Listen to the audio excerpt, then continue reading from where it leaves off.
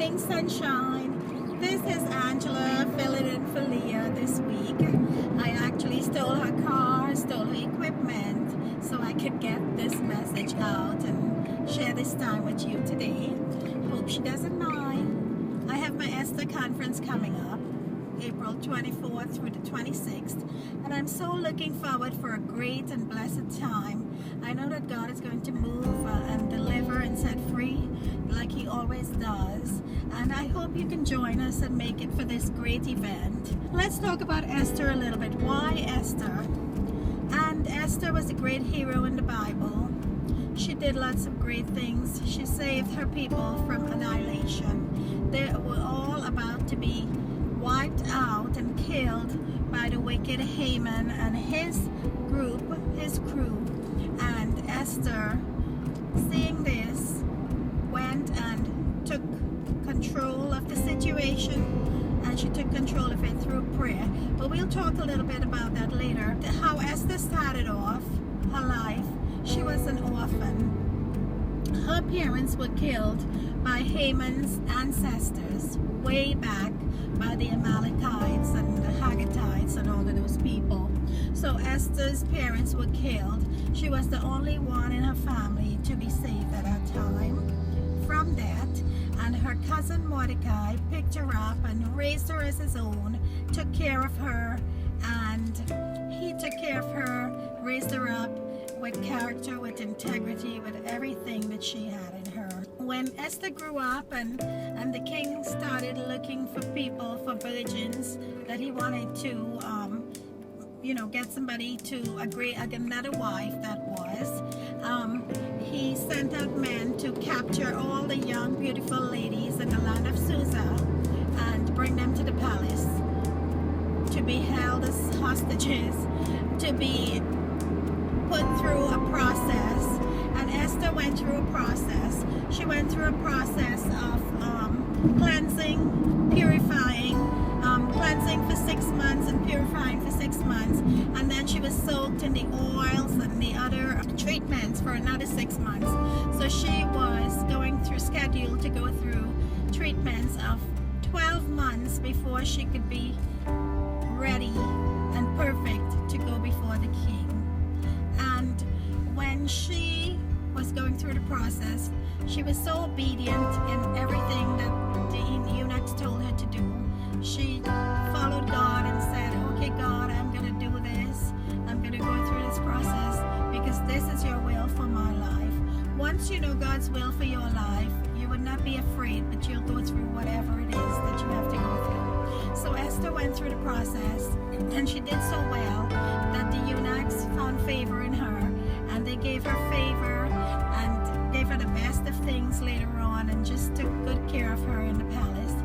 And lo and behold, when she went to the king for the first time, the king chose Esther above all the other hundreds and hundreds of beautiful virgins that were in Susa at that time. I believe that God chose Esther, not the king, but God chose Esther for a reason and for a great purpose in Susa at that time. And the Bible says, for you have not come to the palace for such a time as this. So God chose Esther for such a time as that.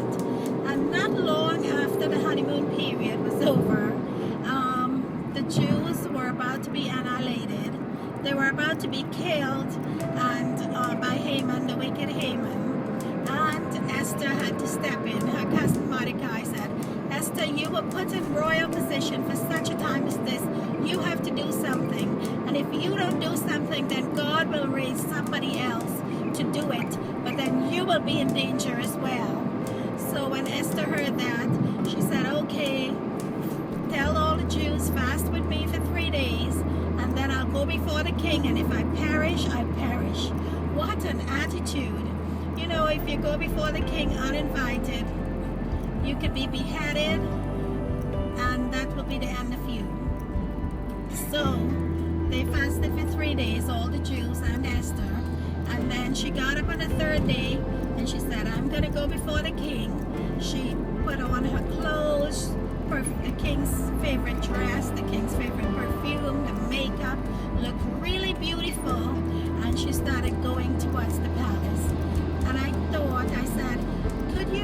imagine all the demons that were running out of Susa that day when Esther stepped out of the fast and started going before the king. They were probably trembling and scared to see what would happen. So Esther went before the king, and before his workers, his guards could stop her, the king held out his scepter, and he held it out, and Esther touched the scepter.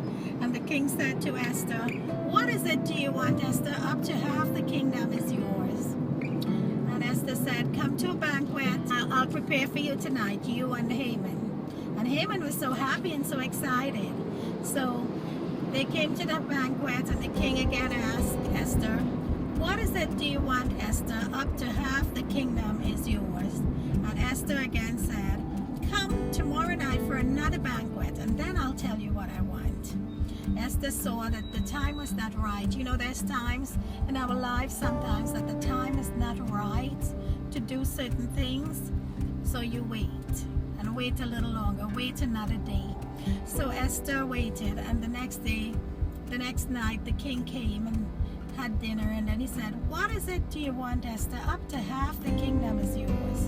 And Esther said, "This wicked Haman is trying to kill me and my family, for I am a Jew, and Haman wants to kill us all and wipe us out." And the king was so outraged that he sentenced Haman to be hung in the same gallows that Haman was building for Mordecai. Not only did he kill Haman, but he hanged all his 10 sons as well. He wiped out the whole generation of Haman. The king said to Esther, "Esther, what is it that you want?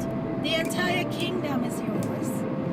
And that's the goal of the Esther Gathering Conference. We want the entire kingdom. We want the king. Because when we have the king, we have everything. We have joy, we have peace, we have life more abundantly, and we will lack for no good thing. So this is just a short story of the life of Esther. But we are going to talk about orphans, we are going to talk about poverty, we are going to talk about abuse, rape, molestations. In this conference, it's going to be totally different. We are going to deal with a lot of stuff. I hope to see you at the Esther Conference, April 24th through the 26th, Miramar Kingdom Community Center in Miramar, Florida. Look for our ads in Facebook